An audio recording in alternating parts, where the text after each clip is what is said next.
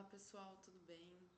Bom, hoje a aula vai ser sobre combustíveis e sistemas de combustível. Meu nome é professora Flaviana Nascimento. Vamos começar. Então, nessa aula vai ser uma série de aulas, só que hoje vocês vão dominar a identificação química e entender fenômenos perigosos como o vapor lock. E também aprender a contaminação e, é claro, diagnosticar falhas no sistema. Mas como eu disse, hoje o foco é a física da coisa. Beleza, então o que é combustível? Basicamente, é qualquer substância que, contaminada com oxigênio, gera um calor. No motor, por exemplo, nosso trabalho é transformar essa energia química em energia térmica e, finalmente, em energia mecânica para girar as hélices. Bom, parece simples, né? Mas a escolha da substância muda tudo. Por que não usamos, por exemplo, carvão ou uma madeira, a queima da madeira em aviões? Primeiro, por conta do peso. Segundo, por conta do controle. Então, os combustíveis sólidos, eles são usados em combustão externa, como ferrovias antigas. E também imaginem ter que alimentar uma fornalha a 10 mil pés de altitude, né? Seria inviável. Então, eles têm baixa razão de queima e baixo poder calorífico por quilo. E o gás, né? Aqui, continuando, né? Os motores convencionais, né? Eles não usam também combustível sólido, né? E porque ele tem só baixa razão de queima, tem baixo valor calorífico e outras inúmeras desvantagens. O gasoso, ele são usados, mas não na aviação, certo? Eles são usados já para, por exemplo, para carro, ele tem bastante utilidade hoje em dia como gás natural, mas o problema dele é o armazenamento, né? Então, para poder levar o gás suficiente para um voo, precisaríamos de tanques imensos e pesados para poder aguentar a pressão que é gerada. Na aviação, o peso é o inimigo, então por isso sobra uma única opção, né, viável para a gente, que seria o combustível líquido. Eles são os ideais, né, para uso de motores de combustão interna e são classificados aí como voláteis e não voláteis. Os líquidos, eles são o meio termo perfeito para a aviação, né? Então eles são fáceis de transportar, que cabem nas asas e têm alta densidade de energia e também são fáceis de bombear. Mas para o líquido funcionar no motor, ele precisa de uma característica mágica, que é então chamada a volatilidade. Volatilidade, né? O que é volátil é o que incluem aqueles combustíveis que são usados com um dispositivo de medição e são levados ao cilindro do motor ou à câmara de combustão em uma condição vaporizada ou parcialmente vaporizada, certo? E os não voláteis são os óleos pesados usados em motores como o diesel. Então, os combustíveis de aviação é um líquido que contém energia química que, através da combustão, é transformada em energia térmica e convertida em energia mecânica pelo motor, a qual é usada para produzir o empuxo para movimentar o avião. Então, aqui o conceito mais importante dessa aula é a volatilidade. Então, vocês têm que gravar isso. Motores não queimam líquido, motores queimam vapor. Se você jogar, por exemplo, um fósforo num balde de gasolina líquida, pelo amor de Deus, não fazem isso, ele vai apagar, tá? O que pega fogo, na verdade, são os vapores em cima do balde. Então, a volatilidade é a facilidade com que uma substância muda do estado líquido para o gasoso.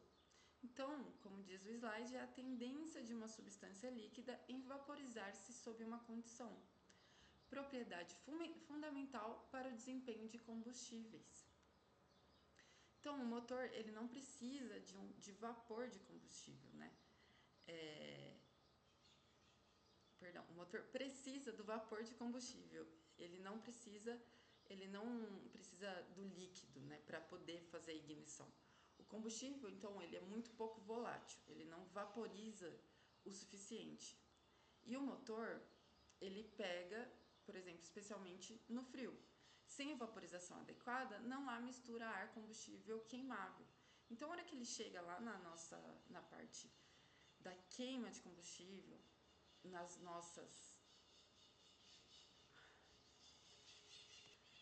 nossas velas, ele chega vaporizado.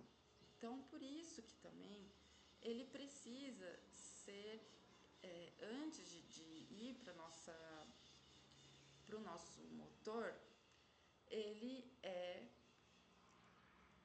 estudado para saber qual é a pressão que ele está exercendo conforme a velocidade que ele vai. Então, se vaporizar muito rapidamente, existe uma formação de bolhas de vapor na linha de combustível. E é isso que a gente chama de vapor lock, que é o bloqueio por vapor. É uma diminuição do fluxo, acontece a diminuição do fluxo de combustível e também a perda de potência do vapor, do motor. Então imagine, para poder ter esse combustível realmente vaporizado no momento exato da queima, precisa então fazer o teste de pressão de vapor Reid, que seria quanto maior a pressão Reid, mais volátil é o combustível e maior o risco de vapor lock. Então, o que é esse vapor lock? É quando o combustível ele vaporiza antes de entrar na nossa vela, ou seja, na câmara de combustão. E aí ele começa a ficar cheio de bolhas, né? Ele vaporiza inteiro, cria um monte de bolha. E a hora que vai chegar para queima, só tem o vapor do combustível. A gente não tem realmente, só tem o bafo, né? Não o vapor, a gente só tem aquele bafo do combustível e não tem realmente o vapor necessário para poder fazer a queima. E aí nós chamamos de teste de pressão de vapor Reid. Eu coloquei aí embaixo um link, então vocês vejam se pesquisam no YouTube, que existe bastante conhecimento ali de vídeos mostrando como é esse teste de pressão de vapor Reid. Compensa vocês darem uma olhadinha. Então, a vaporização correta seria quando o combustível líquido precisa ser vaporizado dentro do motor, no carburador ou no injetor para poder fazer a queima. E esse é o pesadelo do mecânico, né? E do piloto também. Então, o vapor lock, ele acaba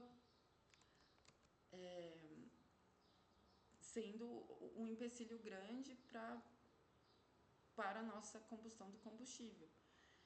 E imagine, por exemplo, um dia muito quente, que o avião ele sobe bem rápido e lá em cima daí a pressão atmosférica ela é menor, como vocês já sabem também. Então, o calor mais a baixa pressão faz o combustível ferver dentro da tubulação, né? E antes de chegar no motor. E aí, quando o combustível vira bolha de gás na linha, né, nas tubulações, a bomba de combustível ele não consegue empurrar. E aí ela foi, né, porque ela foi feita para poder empurrar o líquido e não o ar, certo? E aí qual é o resultado disso tudo, né? O motor acaba meio que tossindo, né? Ele tosse aquele bafo e perde potência ou apaga completamente em voo. E por isso estudamos as propriedades do combustível para evitar que isso aconteça. Então, o bloqueio por vapor, né? O grande problema é que ocorre quando ele muda de estado de líquido para gás antes de chegar ao motor, ainda nas tubulações. E quais são essas causas, então, né? Seria a alta temperatura do combustível, baixa pressão atmosférica, que são as grandes altitudes, agitação excessiva do combustível nas linhas ou nas bombas. E outro fenômeno, né, físico curioso que acontece é a refrigeração. Então, por exemplo, vocês já devem ter passado por o álcool, quando vocês passam álcool no braço e sente frio, né? Isso é normal. porque isso acontece quando evapora, então o líquido ele rouba o calor da superfície. E no motor acontece no carburador. Então a formação de gelo no carburador também é relacionada com a volatilidade, porque quando a gasolina passa do estado líquido para o vapor, ela extrai o calor das redondezas para efetuar a mudança, certo? E então o combustível volátil ele evapora rapidamente ao sair do bico ejetor, que seria esse processo endotérmico, né, que absorve o calor do ambiente, e a extração rápida de calor gera queda brusca de temperatura, que, para vocês terem uma noção, de menos 1 grau a 4 graus já acontece esse gelo, já pode acontecer o gelo no carburador. E o vapor de água no ar admitido congela ao entrar em contato com superfícies frias. Então, esse número cai na ANAC, tá? Esse de menos 1 grau até 4 graus cai na ANAC. E seria importante vocês gravarem também, para vocês terem uma noção que não é tão frio, né? Para você ver como que é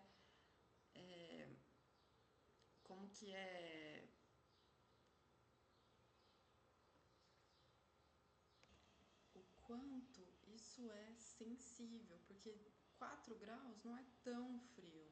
E com 4 graus a gente já pode ver gelo no carburador. Bom, então quando o combustível vaporiza no venturi do carburador, ele derruba a temperatura drasticamente, às vezes em até 30 graus. Isso significa que mesmo num dia de 20 graus ou 25 graus, lá dentro do motor pode estar abaixo de zero.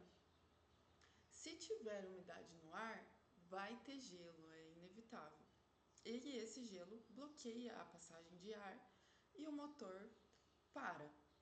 Então, isso é a física pura agindo na mecânica.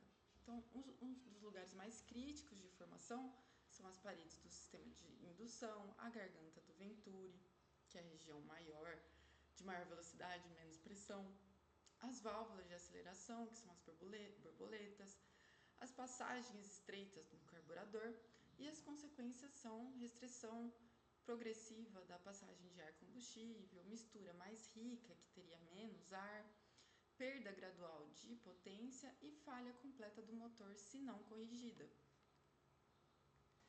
Então, o gelo no carburador na aviação seria carburador normal, né, passagem fluindo normalmente. Depois do início de formação de gelo, ele começa a criar alguns cristais, e aí depois fica a restrição significativa e logo a obstrução crítica do carburador.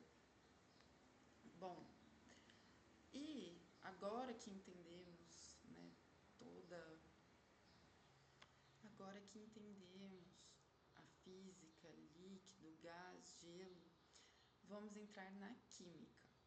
O que é de fato a gasolina na aviação? Ele não é um líquido único, então é uma sopa química que é composta de hidrocarbonetos, que o nome já diz que é hidrogênio e carbono.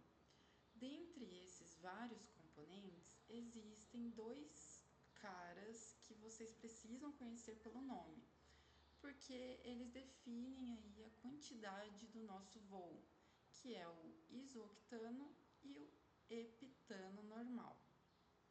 Então, algumas impurezas na forma de enxofre existem aí, né?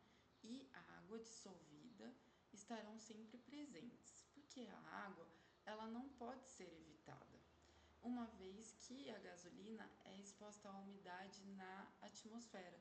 Então, uma pequena quantidade de enxofre que é presente aí no petróleo cru é deixada em seu processo de fabricação, e a água, como tudo está envolvendo no transporte, no abastecimento, é impossível não. Como ele é volátil, né, como ele absorve calor, a gasolina, o combustível absorve calor, então qualquer contato com a atmosfera, ele vai puxar um pouquinho de água. Então, água e enxofre sempre vão estar presentes. E para conseguir né, ter uma boa octanagem, então nós usamos um aditivo que os carros, né, abandonaram há anos atrás, que é chamado de chumbo tetraetil, o TEL. Ele é adicionado à gasolina para poder melhorar a performance do motor. Então o chumbo, ele é mágico para o motor. Ele aumenta muito a resistência à detonação e ainda lubrifica as válvulas de escape.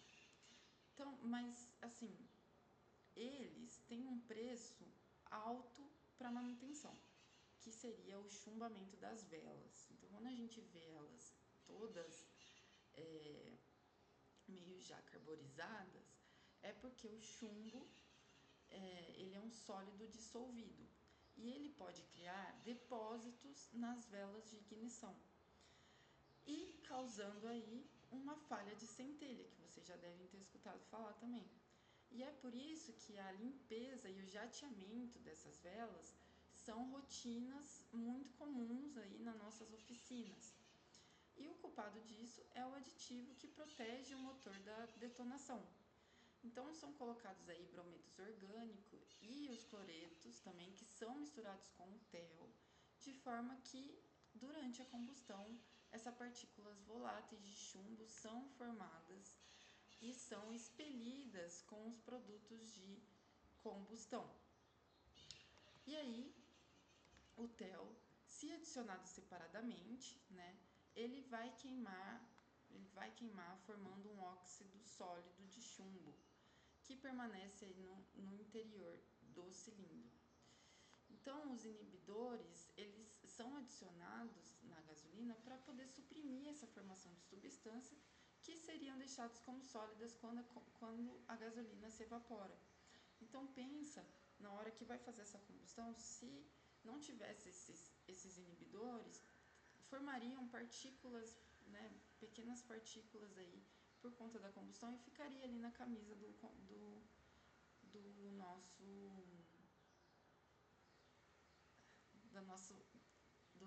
da nossa câmara de combustão. E aí ficaria ali algumas partículas que pode também acontecer, como elas ficam muito quentes, né? Pode ser que tenha uma pré-ignição por conta delas também, mas calma lá, vamos partes por partes. E aí então a ação do TEL, né, seria melhorar a performance do motor, agindo como um inibidor de detonação, e ele aumenta o poder antidetonante da gasolina, que seria a octanagem, permitindo que o motor opere com taxas de compressão mais altas, sem que o combustível explode espontaneamente antes da hora, que seria a detonação. Para evitar esse depósito de sólido, então misturaram-se brometos orgânicos e cloretos ao TEL, e isso faz com que durante a queima se formem partículas voláteis de chumbo, que são gasosas e acabam sendo expelidas pelo escapamento junto com outros gases. Então, algo que vocês têm que guardar para a banca seria que o TEL não pode ser colocado puro. Se adicionado separadamente, ele queimaria e formaria um óxido sólido de chumbo que ficaria depositado dentro do cilindro, danificando então o motor. Tá?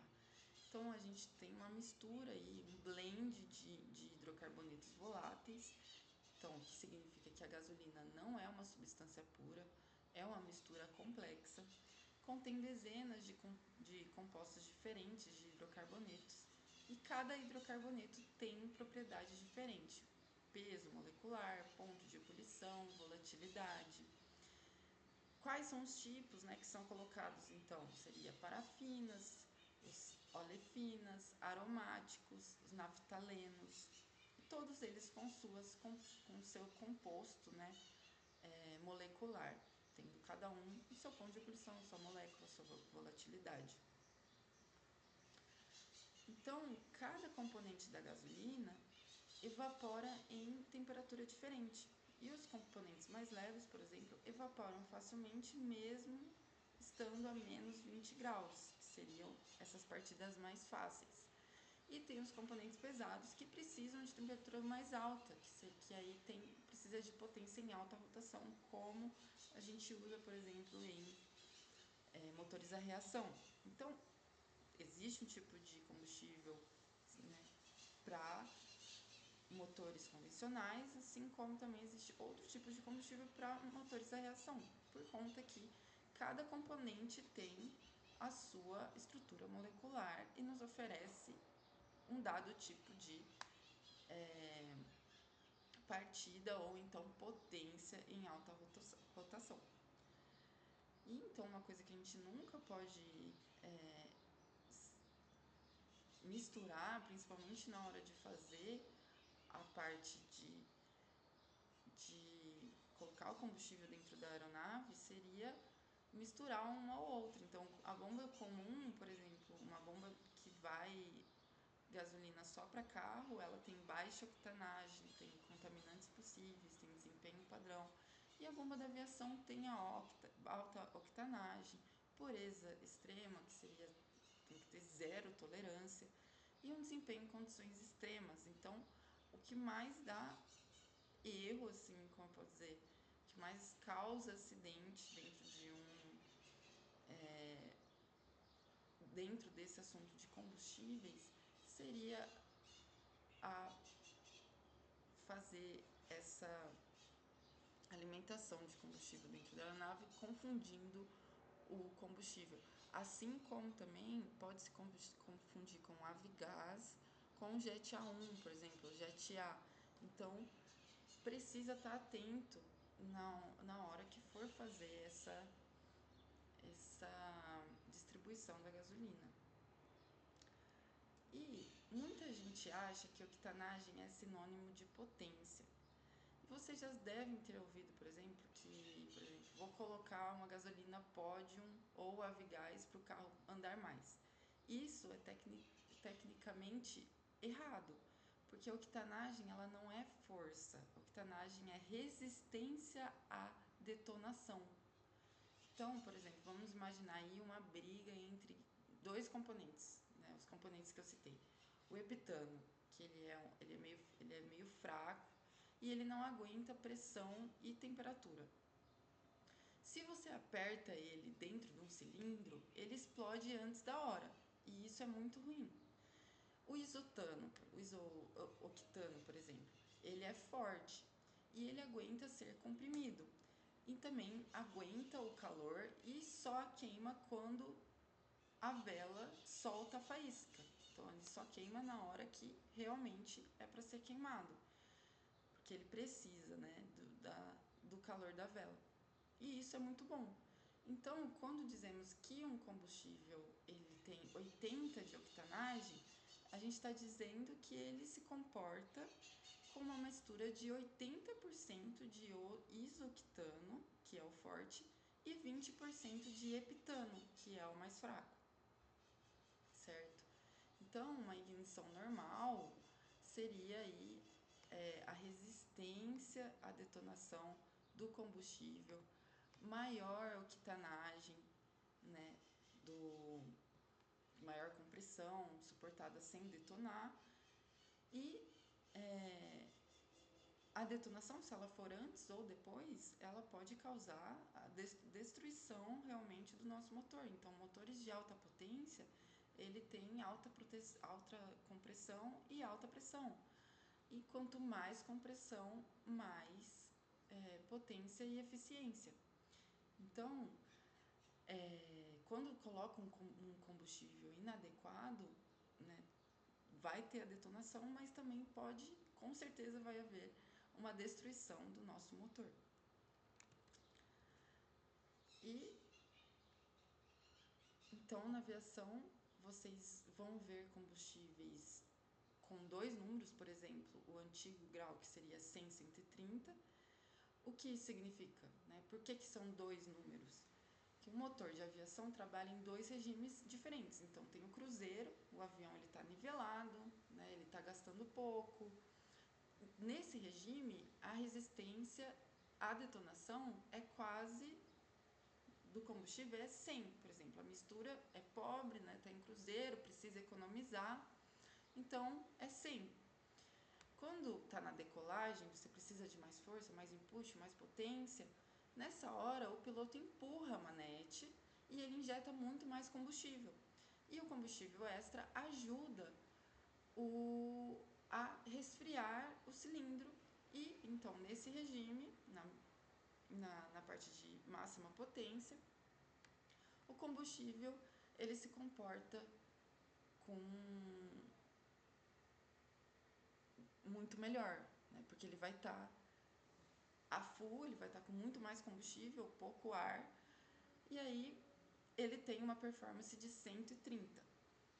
Seria a mistura rica, número 130, mais combustível, menos ar. E aí quando você está em cruzeiro, por exemplo, você precisa economizar, manter, então menos combustível, mais ar, uma mistura pobre. Então, os mecânicos, o primeiro número é sempre a octanagem mistura pobre. O segundo número é a performance em mistura rica, certo? Que aí a gente tem dois tipos de dois números para vocês entenderem o que é octanagem e o que não é. Bom, e aí a gente tem que falar também da pureza, né? Então, o combustível de aviação ele deve estar livre. A água a gente já sabe que não tem como evitar, mas o máximo que a gente puder, a gente tem que evitar ela. Só que vai estar presente, isso vocês já sabem. Sedimentos a gente tem que evitar o máximo possível, partículas, contaminantes diversos. E quais são esses pontos de contaminação? Então, o armazenamento, o transporte, o abastecimento, os tanques da aeronave. Então, mesmo tendo precaução, pequenas quantidades de água e sedimento, elas são comuns e a solução é sempre ter um sistema de filtragem e mais a drenagem frequente. E aí vocês podem ver, então as partículas contaminantes, elas são diversas. Ele vai para o armazenamento, ali vai ter. A hora que vai passar para o transporte, é inevitável que vai passar um pouco pela atmosfera, então vai absorver a água, vai estar em contato aí com terra, com vento, e isso vai acabar pegando nesse transporte pro abastecimento, do abastecimento para a parte dos aviões também está suscetível a isso, né? E seria mais isso que eu gostaria de passar para vocês nessa aula de hoje. E eu fiz uma pequena demonstração aí entre octanagem de automação e aviação de início. Então, vocês podem ver que a octanagem automotiva é de 87 a 93, da aviação já é 91 a 145. A pureza é tolerante na automotiva, mas na aviação é super rigorosa. Componentes pesados é aceitável, na aviação é o mínimo possível. O chumbo tetraetil na automação é proibido e na aviação já é moderno, né? já é permitido, então até 6 ml por galão. O depósito de goma é tolerável, na aviação é inaceitável. Condensação, o problema menor, na automação e na aviação é crítico, que aí a gente lembra do vapor lock. E a consequência de falha, que seria parada no solo, na aviação é acidente fatal. Então, é imprescindível que nós estejamos sempre atentos em relação ao nosso combustível. Combinado, pessoal? E aí, por hoje é só isso. E espero ver vocês na próxima aula. Até mais!